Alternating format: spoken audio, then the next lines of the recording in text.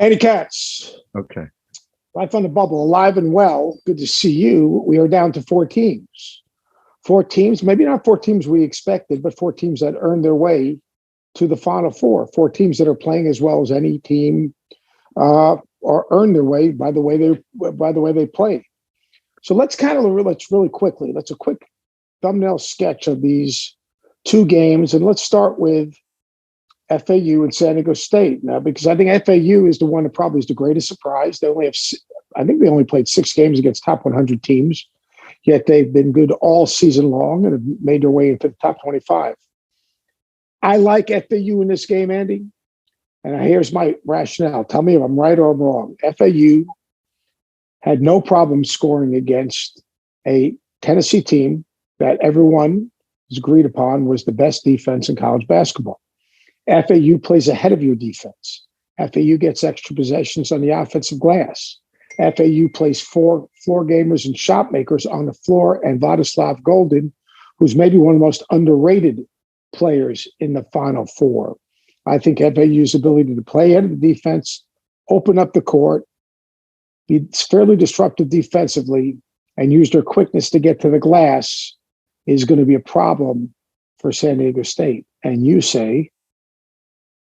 Well, yeah, look, I saw them in person, and I was incredibly impressed. It's not about me, but it was funny because when they won against K-State, Nicholas Boyd ran right over to me and said, "I told you, Andy, we're pit bulls," because I kept picking against them. So look, I only saw them briefly during the season. I was wowed, of course, like everyone else, by K-State 2 nights earlier in the Garden. It was one of the greatest performances I've seen on that floor by Marquise Noel. 20 points, 19 assists, NCAA record. I loved that. I loved watching that K-State team. FAU, that game against Tennessee was a bit of a rock fight, and yet they had a second gear offensively at the end to pull away because Tennessee just couldn't score. But then, as you said, like, FAU can score, and they did a great job shot for shot with Kansas State. Elijah Martin, by the way, had one of the dunks of the tournament right off the bat. I mean, it was a prized fight in the first 5 to 7 minutes. It was back and forth. Crowds were great. I was blown away, by the way. I know they got a big commuter student base down in Boca Raton, but they had a great, fan support at the Garden. And so, it's a team of guys that get it, that are all in. Ryan Greenlee was once at Minnesota. Michael Forrest is like a rare unicorn where he was a high school senior that was recruited by Dusty May. He was the first recruit. He comes off the bench.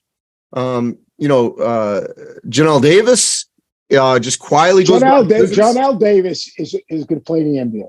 Yeah, I mean, Janelle Davis is a 3-level scorer with NBA type body. It's got a little Shevlin Mack in it. Yeah, no, I agree with you. I'm saying though, but these guys aren't household names. Maybe that's not household names because they play in Conference USA. Yes, and they're not in a Power 5 conference. They didn't. They haven't had the exposure. But you look at them as basketball players. They're basketball players. They're competitive. They have skill. They can make shots. They can impose their identity. The most important thing is San Diego State's can play 2 bigs, pretty much. So in defensive transition, Andy, those bigs and FAU runs competitive lanes in transition. Whoever gets the rebound can initiate it. Everyone else is running. They're filling spacing and gaps and in transition. So, like, going back on defense and defensive transition, this is what happened in the Tennessee game. We'd say it's a rock fight. They played ahead of the rock fight as the game wore along, once they settled in. And to me, San Diego State's a great defensive team. I love Brian Dutcher. I think he's a coach's coach. I mean, he was raised by a great coach. They're a hard team to prepare for because you can't simulate what they do in your practice. That's my take. Your thoughts? My concern with the Aztecs, and maybe he'll snap out of it, but Matt Bradley's been in a serious shooting slump in this tournament. He only had 2 points in that win against Creighton. And my concern is if FAU scores the way they did against K-State, I just don't know if the Aztecs can get up and down. Now, San Diego State's been able to impose its will, as you said, defensively with each opponent and keeping that game under 60. That's the way they beat Alabama. That's the way they beat Creighton. But if this game gets into the 70s on one side on FAU, I just don't know if San Diego State can score like that. They have the ability, but they've not shown it in this tournament. Look, if they can make it a half-court game like they did to Creighton wants to go up and down. If they can make it a half-court game, then they got a shot. Then not a shot. Then San Diego State wins the game. The defense that's played by FAU is underappreciated. They can pressure the ball. They can be disruptive. I thought that Vladislav Goldin showed a really good ability to get out ball screens, to get back into play, come back and rebound. They doubled up Kansas State on the backboards, 44-22. They rebound out of quickness. They rebound because they're a bunch of junkyard dogs. They rebound because look, San Diego State is also. San Diego State is good, and they're good, and they expect to win. And Lamont Butler, you talk about Bradley, but Butler stepped up and had 18 points. They're getting, Ladiz is a guy that balances Nathan Mensah.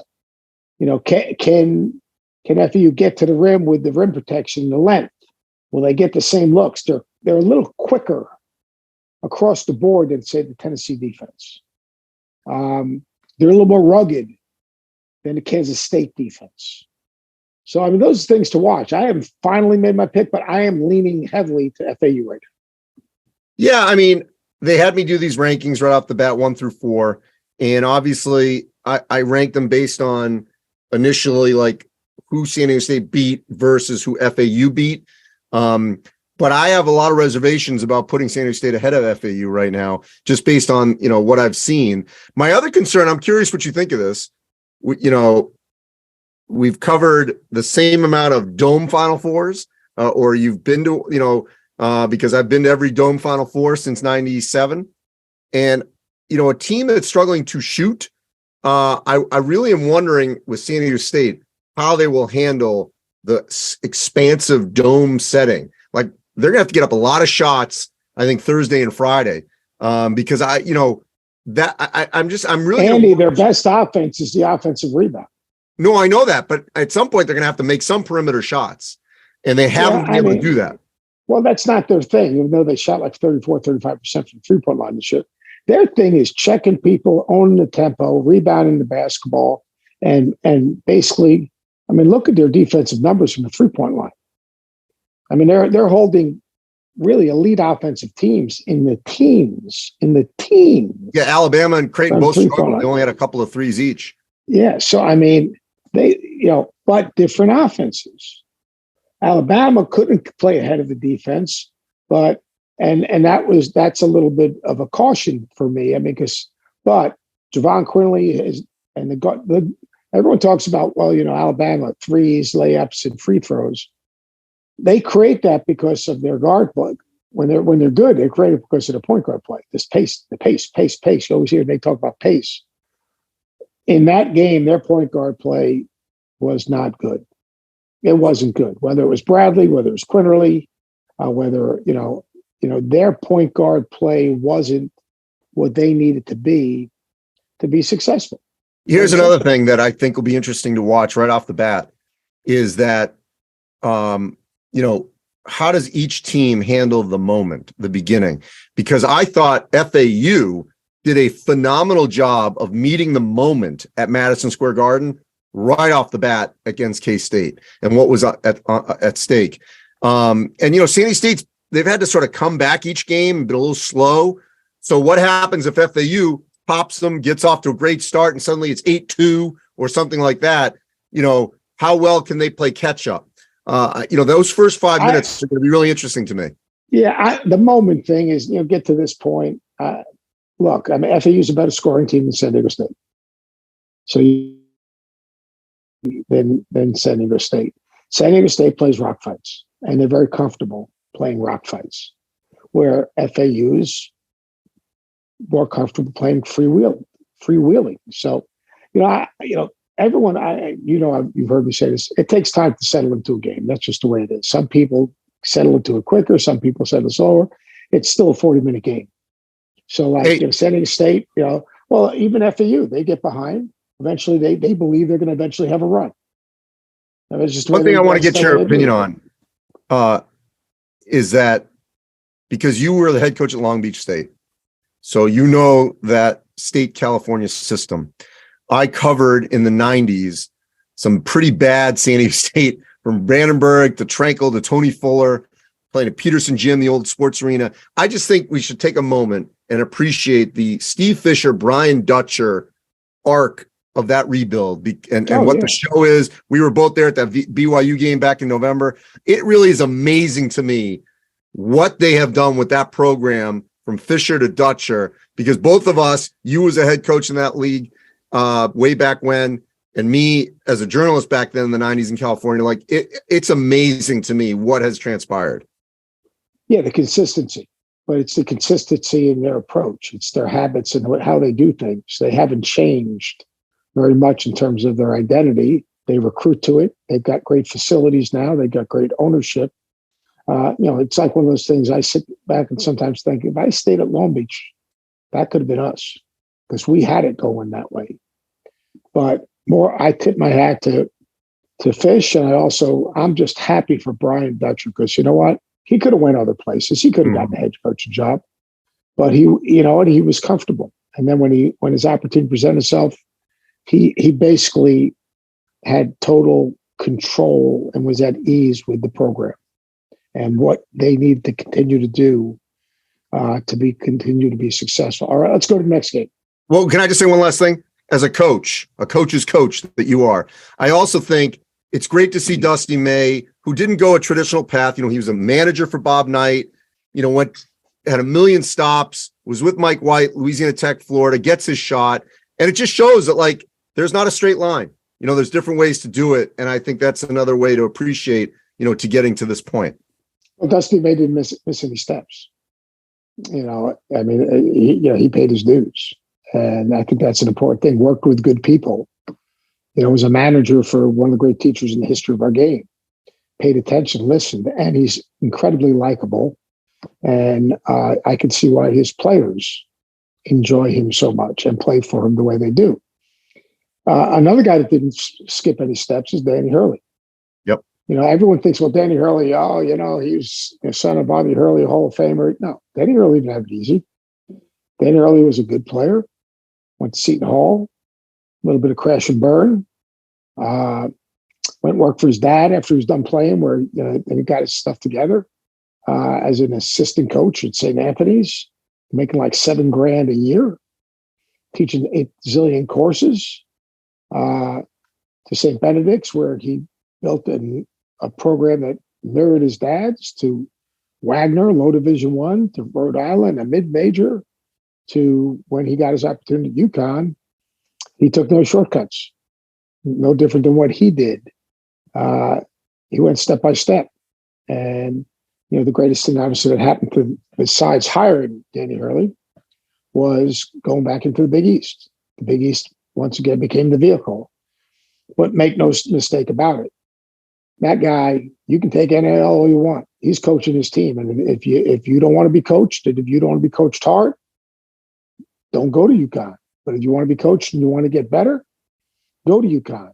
And you see that in his team, whether it's Andre Jackson, whether it's Jordan Hawkins, whether it's Adamas Nogo, whether it's the short time that Tristan Newton's been there, whether it's Alex Caravan redshirting last year. The most dominant team in the NCAA tournament thus far doesn't mean anything, because 0-0 when you get to Houston, 22 points a game, 42% from the three, most efficient offensive team in the NCAA tournament, and a team that can really guard, and a team that doesn't play like everyone else. They don't live and die on ball screens. They move the ball, they move people, they get the ball swung side to side. They get a good shot. They're the real deal, and they're playing against Miami team that is as well coached as any in the country and has great guard play and 2 brutal matchups. And obviously Isaiah Wong and Jordan Miller, who's an absolute brutal matchup. All right. So before we get to Miami, I just want to make a couple UConn comments, because it's crazy when you think about this unpredictable tournament. We lost all 4 number 1s, 2s, and 3s. And yet they've been the most consistent team. They've dominated the competition. They've won by the widest margin. And what I thought was interesting, and I was there with you earlier on Tuesday on campus and talking to their players, I was talking to them about that when they went a little sideways in January, which, by the way, I think now in today's climate with older guys, it's almost impossible to run through any of these conferences, and you're going to have some rough spots. But they said during that time, they kind of lost their identity, especially defensively. And then they got it back, and they're playing even better than they were when they got to number 2 in the country and won the tournament out in Portland. And the connectiveness with all of them, the unselfishness, that, two different bigs, but having two bigs, even though they're different in Klingon and Sonogo, is something that no other team in the field has, let alone in the Final Four. Yeah, you talk about connected. Everyone does their job. They're very Belichickian. All right? People show what they can do and not what they can do. Andre Jackson's the most unique player in the tournament. And he went through that stretch when they struggled. Remember, Danny had COVID. He missed his birthday. They lost to Seton Hall. That was rock bottom. At the buzzer, by the way. And when he was talking to him today, he thought that Marquette win was the one that got him to believe. And then they got Providence. They got on a roll. He had great things to say about Marquette and Providence. But look, you play in league. They haven't lost a game in non-conference. They haven't lost a neutral court game. Their losses are in league. You can lose games in league. But then he said, that was rock bottom. He felt he was, let his team down because he has such ownership in what they're doing. But you're going to go through that. And the thing is, they came out the other side better and stronger. Tristan Newton has continued to improve. Andre Jackson, unless it's short clock, he's incredible passer, credible defender, defensive rebounding, locked down from point guard to power forward. And I think that's going to be the biggest decision that he's got to make. Does he start on Wong or does he start on Miller? Does he start on Wong and then if Miller gets a go and you flip him with Caravan? But they are and they are really committed to each other. And I think that I was really, I'm around those guys all the time, and I was really, really impressed just watching them grow. I guess was the biggest thing. They really grew individually and collectively, and so did Miami. Nigel Pack came in early; he didn't know where his shots were coming from. Wasn't shooting it well. Was kind of out of sync. Then eventually, he figured it out. Jim figured out how to use him. He's not a pure point guard. He can be a place starter, not a point guard, maybe. Obviously, Isaiah, at any given night, can put up a number. Like I tell you, Jordan Miller is a tough matchup. Wooga Poplar separated himself as an elite defender. That matchup with Jordan Hawkins is going to be a monster matchup. And you talk about, Life Wallet or whatever that guy John Ruiz's deal is. I'll tell you one thing, he got a great deal on Norchad Omier. Like, I know one thing, Norchad Omier, he signed a 1-year deal. That thing's going to be renegotiated. So let me ask you this. What did we all miss, this side, because in the ACC in the preseason, it was obviously Carolina, Duke, Virginia before Miami was even mentioned? Well, it's real simple. North Carolina returned 4 players from the Final Four team. Duke had the number 1 recruiting class in the country. And it's hard to bet against Virginia, who's had basically been the best program in the ACC probably in the last 10 years or 8. But Miami had been to the Elite 8. Yeah, they've been to the Elite 8. And, and they lost good players. I mean, Seth Greenberg was a good player. They lost their point guards. They lost more. They lost good players. You had more confidence maybe in some of those other guys. You had more confidence in North Carolina for sure. You had a lot of confidence in, this incredible recruiting class of Duke. And look, I don't vote for that stuff, but I mean, if we all knew, Andy, we'd be in Vegas in a penthouse having someone feed us grapes. I mean, if we all knew, I'm thinking, you picked that one. You hate Coach K. No, but the other team was going to win. If I knew they were going to lose, you know what? Or I thought they were going to lose, I would have picked the other team. And if I knew the answer to the question, you know what? I wouldn't be talking on TV. I would just going to Vegas and raking in cash. So Miami's a really good team. You have known Jim Larinaga for a long, long time. A long time. What do you think is the key to his longevity? His patience, his demeanor, his ability to connect with players, his ability to go from coach to grandfather to mentor to he has the ability to make players feel good about themselves without enabling them. The difference between being enabled and empowered. He empowers his players. He knows exactly how to put them in. He's a brilliant coach. He puts guys in position to play to their strengths. He puts a system that fits his personnel offensively, defensively. He has shown the agility to adjust to his personnel and his environment. And that's, to me, what makes him so good. Yeah, I mean, look, people even forget that they shared the ACC with Virginia. And, they've done an unbelievable job these last 2 years, obviously, and each year is judged individually. So, because before then, they were struggling a little bit. Yeah, I mean, it went back to what, I'm trying to remember when it was, 2012 or something like that when they won the ACC. All right, so picking these semis. We can reconvene, obviously, after this, but I'm leaning UConn FAU. That's sort of where I'm feeling right now on this Tuesday before we get to Houston. Where are you at? Yeah, I'm right now. I'm leaning because I can't make my pick yet, but I'm leaning to FAU and Connecticut right now. I think that FAU, the uniqueness of how they play with the floor gamers, just the fact that how they were able to beat Tennessee, such a physical defensive team, that reminds me a lot of San Diego State. Had nothing to do with the end of the Creighton game or anything like that. It has just to do with, I saw an FAU team deal with a very physical, big Tennessee team and be unfazed. And to me, that was really, really impressive. And I also saw him play against an athletic, aggressive, confident K-State team and be unfazed. So that's where my lean is there. And then just Connecticut's just been overpowering. I just want to make this pitch to people. First of all, I think people love drama, late possession games, regardless of who is playing. Data has shown blowouts, even if they're brand names, blowouts, people turn the channel. So I think we still could get, highly watched games if they're very competitive. And I will say this, UConn and FAU, more than Miami and San Diego State, I think they're both highly entertaining to watch. I saw FAU in person. I loved watching them. I've seen UConn many times.